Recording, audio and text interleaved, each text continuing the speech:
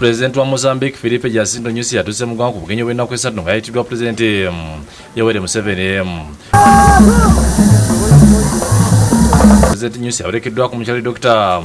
Isawola Nyusi ku kisaawe ky'ennyinti byanezidde Minisita w'ensonga ez'ebweru Jane Jijidongo ne Minisita w'ensonga ez'ebweru Mozambique Veronica Nathaniel Makamo. President Nyusi ne mukyala oluvannyuma beeyongedde makuba President entebe yebalaliziddwa President Museveni ne mukyala Janet Museveni. President Nyusi bamukubidde emizinga 21 ng'era oluvannyuma akulembeze mu beesoze akafubo.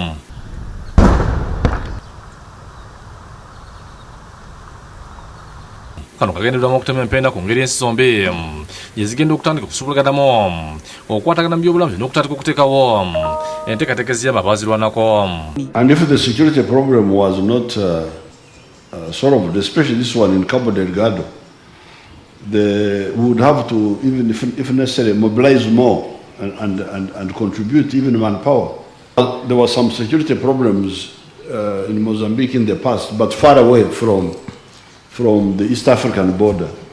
A man called Dhlakama, Renamo, far from the border of East Africa. To have a group destabilizing Cabo Delgado, Nyasa, for a long time, that's not acceptable.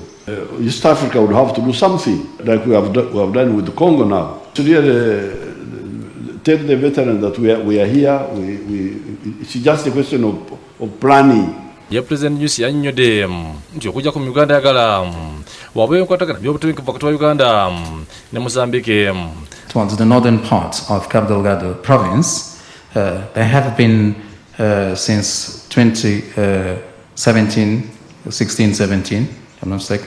Download the app on App Store or Google Play Store now. Vision Digital Experience, the future of media.